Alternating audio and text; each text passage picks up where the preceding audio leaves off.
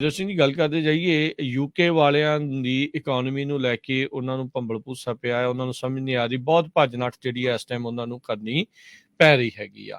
ਸਰਕਾਰ ਦੇ ਦੁਆਰਾ ਯੂ ਟਰਨ ਤੇ ਉੱਤੇ ਯੂ ਟਰਨ ਜਿਹੜੇ ਉਹ ਵੱਜ ਰਹੇ ਆ। ਪਹਿਲੋਂ ਵੱਡੇ ਜਿਹੜੇ ਟੈਕਸ ਕੱਟਸ ਦਾ ਐਲਾਨ ਜਿਹੜੀ ਟਰੱਸ ਆ ਯੂਕੇ ਦੀ ਜਿਹੜੀ ਪ੍ਰਾਈਮ ਮਿਨਿਸਟਰ ਉਹਨਾਂ ਨੇ ਕੀਤਾ ਸੀ, ਉਸ ਤੋਂ ਯੂ ਟਰਨ ਮਾਰਿਆ ਤੇ ਹੁਣ ਗਵਰਨਮੈਂਟ ਕਹਿੰਦੇ ਵੀ ਰਿਵਰਸ ਕਰਨ ਜਾ ਰਹੀ ਹੈ। ਜਿੰਨੇ ਵੀ ਟੈਕਸ ਕੱਟ ਉਹਨਾਂ ਨੇ ਪਿਛਲੇ ਮਹੀਨੇ ਅਨਾਉਂਸ ਕੀਤੇ ਸੀ, ਨਵੇਂ ਜਿਹੜੇ ਚਾਂਸਲਰ ਜਰਮੀ ਹੰਟ ਆ ਉਹਨਾਂ ਨੇ ਇਹ ਦੱਸਿਆ ਸੀ। ਆਲਰੇਡੀ ਕੁਝ ਦਿਨਾਂ ਦੀ ਮਹੀਨੇ ਦੀ ਸਰਕਾਰ ਨੇ ਆਲਰੇਡੀ ਇੱਕ ਫਾਈਨੈਂਸ ਮਿਨਿਸਟਰ ਆ ਉਸ ਦੀ ਬਲੀ ਜਿਹੜੀ ਉਹ ਲੈ ਲਈ ਆ, ਉਹਨਾਂ ਨੂੰ ਬਾਹਰ ਦਾ ਰਸਤਾ ਦਿਖਾਉਣਾ ਪੈ ਗਿਆ ਆ। ਸੋ ਹੰਟ ਜਿਹੜੇ ਆ ਜਰਮੀ ਹੰਟ ਉਹਨਾਂ ਨੇ ਕਿਹਾ ਆ ਵੀ ਇਕਨੋਮਿਕ ਗਰੋਥ ਤਾਂ ਜਿਹੜੀ ਉਹ ਚਾਹੀਦੀ ਹੈ, ਪਰ ਦੇ ਨਾਲ ਸਥਿਰਤਾ ਤੇ ਵਿਸ਼ਵਾਸ ਜਿਹੜਾ ਆ ਉਹ ਜ਼ਰੂਰੀ ਆ।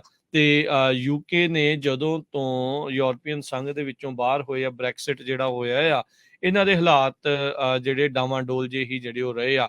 ਉੱਤੋਂ ਪੋਲੀਟੀਕਲ ਇਨਸਟੇਬਿਲਿਟੀ ਨੇ ਇਸ ਦੇ ਵਿੱਚ ਅੱਗ ਦੇ ਵਿੱਚ ਤੇਲ ਦਾ ਕੰਮ ਜਿਹੜਾ ਉਹ ਕੀਤਾ ਹੈਗਾ ਆ। ਸੋ ਲਿਜ਼ ਟਰੱਸ ਕੀ ਕਰ ਸਕਣਗੇ ਦੇਖਣ ਵਾਲੀ ਗੱਲ ਆ। ਸਟਰਲਿੰਗ ਪਾਉਂਡ ਦਾ ਲਗਾਤਾਰ ਡਿੱਗੀ ਜਾਣਾ, ਫਿਰ ਬੈਂਕਸ ਜਿਹੜੇ ਉੱਥੋਂ ਦੇ ਸੈਂਟਰਲ ਬੈਂਕਸ ਆ ਉਹਨਾਂ ਨੂੰ ਬੌਂਡਸ ਜਿਹੜੇ ਉਹ ਬਾਏ ਕਰਨੇ, ਉਹ ਉਹਨਾਂ ਦੇ ਲਈ ਬੜੀ ਮੁਸ਼ਕਲ ਦਾ ਸਬੱਬ ਬਣਿਆ ਪਿਆ ਆ।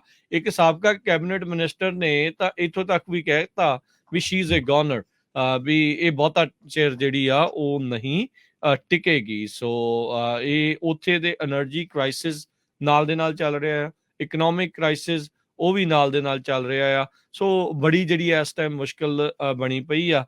ਆਉਂਦਿਆਂ ਜ਼ਰੂਰ ਵੱਡੇ ਵੱਡੇ ਵਾਅਦੇ ਕਰ ਬੈਠੇ ਵੀ ਅਸੀਂ ਇੱਥੇ ਟੈਕਸ ਕੱਟ ਕਰਾਂਗੇ, ਉੱਥੇ ਟੈਕਸ ਕੱਟ ਕਰਾਂਗੇ, ਪਰ ਫਿਰ ਜਦੋਂ ਕਹਿ ਲਓ ਵੀ ਬੁੱਕਸ ਬੈਲੈਂਸ ਨਹੀਂ ਹੋਈਆਂ ਤਾਂ ਉਹਨਾਂ ਨੂੰ ਇਹ ਹੁਣ ਟੈਕਸ ਕੱਟ ਜਿਹੜੇ ਉਹ ਵਾਪਸ ਲੈਣੇ ਪੈ ਰਹੇ ਹੈਗੇ ਆ ਜੀ। ਸੋ ਬਿਲਕੁਲ ਰਿਸ਼ੀ ਸੁਨਾਕ ਜੋ ਪੰਜਾਬੀ ਮੂਲ ਦਾ ਕੈਂਡੀਡੇਟ ਸੀ, ਉਹ ਇਹੀ ਕਹਿ ਸਕਦੇ ਹਾਂ ਇੱਕ ਰੀਜ਼ਨ ਉਹਦਾ ਰੇਸ ਦਾ ਵੀ ਸੀ। ਕਹਿੰਦੇ ਵੀ ਉਹ ਬਹੁਤ ਇੰਟੈਲੀਜੈਂਟ ਸੀ, ਉਹ ਕਾਫੀ ਵਧੀਆ ਤਰੀਕੇ ਦੇ ਨਾਲ ਉੱਥੇ ਦੀ ਇਕਨੋਮੀ ਨੂੰ ਹੈਂਡਲ ਕਰ ਸਕਦਾ ਸੀ, ਵੈਲ ਐਜੂਕੇਟਡ ਉਹ ਬੰਦਾ ਸੀਗਾ। ਸੋ ਉਹਨਾਂ ਨੇ ਚੁਣਿਆ ਨਹੀਂ ਤੇ ਇਹ ਲਾਜ਼ ਨੂੰ ਚੁਣ ਲਿਆ। ਤੇ ਹੁਣ ਜਿਹੜਾ ਪੌਂਡ ਆ ਉਹ ਥੋੜਾ ਜਿਹਾ ਕਹਿੰਦੇ ਉੱਪਰ ਗਿਆ, ਕਿਉਂਕਿ ਜਦੋਂ ਚਾਂਸਲਰ ਜਰੇਮੀ ਹੰਟ ਆ ਉਹਨਾਂ ਨੇ ਬਹੁਤ ਸਾਰੀਆਂ ਮਿੰਨੀ ਬਜਟ ਟੈਕਸ ਮੇਜਰ ਸੀਆਂ ਉਹਨਾਂ ਨੂੰ ਕੱਟ ਕੀਤਾ ਹੈਗਾ। ਸੋ ਹੁਣ ਸਟਰਲਿੰਗ ਵੀ ਜਿਹੜਾ ਆ ਥੋੜਾ ਉੱਪਰ ਗਿਆ, ਪਰ ਘੱਟੋ ਘੱਟ ਚਲੋ ਰਾਜਕਰਮੀਰ ਸਿੰਘ ਜੀ ਉਹ ਮੰਨ ਤਾਂ ਰਹੇ ਨਾ ਵੀ ਸਾਡਾ ਥੱਲੇ ਗਿਆ ਤੇ ਅਸੀਂ ਇਹਦੀ ਕੁਛ ਨਾ ਕੁਛ ਤਿਆਰੀ ਕਰੀਏ ਵੀ ਕਿਸ ਤਰ੍ਹਾਂ ਅਸੀਂ ਇਹਨੂੰ ਇੰਪਰੂਵ ਕਰ ਸਕਦੇ ਹਾਂ।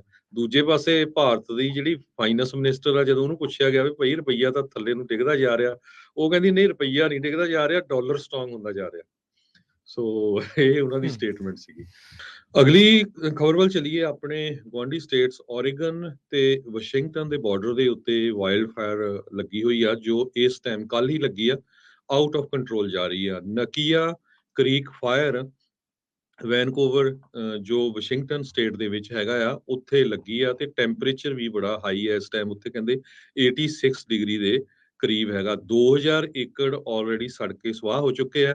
2900 ਤੋਂ ਵੱਧ ਘਰਾਂ ਨੂੰ ਲੈਵਲ 3 ਗੋ ਨਾਓ ਨੋਟਿਸ ਇਸ਼ੂ ਕਰ ਦਿੱਤਾ ਗਿਆ। ਉਹਨਾਂ ਨੂੰ ਇਮੀਡੀਏਟਲੀ ਆਪਣੇ ਘਰ ਜੋ ਆ ਉਹ ਇਵੈਕੂਏਟ ਕਰਨੇ ਪੈਣੇ ਆ, Clark regional emergency service agency ਦੇ ਮੁਤਾਬਕ। ਇਸ ਤੋਂ ਬਿਨਾਂ 5017 ਘਰਾਂ ਨੂੰ ਲੈਵਲ 2 ਵੀ ਸੈਟ ਨੋਟਿਸ ਇਸ਼ੂ ਕੀਤਾ ਗਿਆ ਵੀ ਤਿਆਰ ਰਹੋ, ਤੁਹਾਨੂੰ ਕਿਸੇ ਟਾਈਮ ਵੀ ਇਵੈਕੂਏਸ਼ਨ ਲਈ ਕਿਹਾ ਜਾ ਸਕਦਾ ਹੈਗਾ ਆ।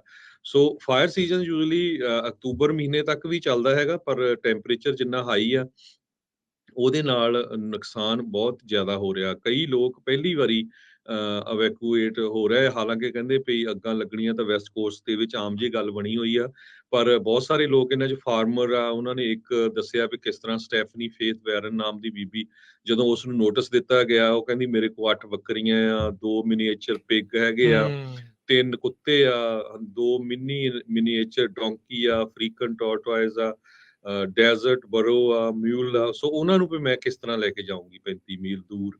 ਸੋ ਇਹ ਵੀ ਇੱਕ ਤਰ੍ਹਾਂ ਨਾਲ ਬਹੁਤ ਵੱਡੀ ਪ੍ਰੋਬਲਮ ਆ। ਬੰਦਾ ਤਾਂ ਭੱਜ ਜਾਂਦਾ, ਜਿਹੜੇ ਪਿੱਛੇ ਜਾਨਵਰ ਹੁੰਦੇ ਆ ਉਹਨਾਂ ਨੂੰ ਕਿਸ ਤਰ੍ਹਾਂ ਜਿਹੜਾ ਲੈ ਕੇ ਜਾਣਾ। ਪਰ ਜੋ ਉੱਥੋਂ ਪਿਕਚਰਸ ਜਾਂ ਵੀਡੀਓਜ਼ ਆ ਰਹੀਆਂ, ਬੜੀ ਉਹ ਤਬਾਹੀ ਵਾਲੀਆਂ ਆ ਰਹੀਆਂ ਜੀ। ਬਿਲਕੁਲ ਤੁਹਾਨੂੰ ਕਿਹਾ ਵੀ ਇਹ 156 ਏਕੜ ਤੋਂ ਸ਼ੁਰੂ ਹੋ ਕੇ 2000 ਏਕੜ ਦੇ ਵਿੱਚ ਕਹਿੰਦੇ ਘੰਟਿਆਂ ਦੇ ਵਿੱਚ ਹੀ ਫੈਲ ਗਈ ਆ।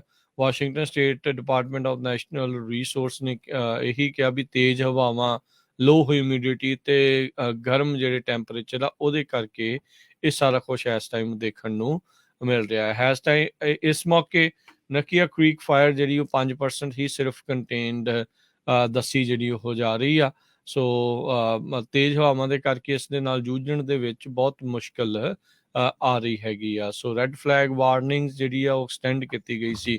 ਕੱਲ ਵੈਨਕੂਵਰ ਦਾ ਉੱਥੇ ਜਿਹੜਾ ਇਲਾਕਾ ਆ ਉੱਥੇ ਤਾਪਮਾਨ 86 ਡਿਗਰੀ ਤੱਕ ਜਿਹੜਾ ਆ ਉਹ ਹੋ ਰਿਹਾ ਆ। ਸੋ ਕਹਿੰਦੇ ਵੀ ਇਸ ਨਕੀਆ ਫਾਇਰ ਉੱਥੇ ਜਿਹੜੀ ਉਹ ਲੱਗੀ ਆ ਜਿੱਥੇ ਟੈਂਪਰੇਚਰਸ ਨਾਰਮਲ ਦੇ ਨਾਲੋਂ 10 ਡਿਗਰੀ ਵੱਧ ਜਿਹੜੇ ਐਵਰੇਜ ਰਿਕਾਰਡ ਕੀਤੇ ਜਿਹੜੇ ਉਹ ਜਾ ਰਹੇ ਹੈਗੇ ਆ। ਸੋ ਹੋਪਫੁਲੀ ਜਲਦ ਇਸ ਦੇ ਵਿੱਚ ਕਾਬੂ ਜਿਹੜਾ ਉਹ ਆਵੇ। ਕੈਲੀਫੋਰਨੀਆ ਤਾਂ ਆਲਰੇਡੀ ਬਹੁਤ ਜਿਹੜੀਆਂ ਅੱਗਾਂ ਆ ਉਸ ਦੀ ਮਾਰ ਹੇਠ ਆਉਂਦਾ ਰਿਹਾ ਆ।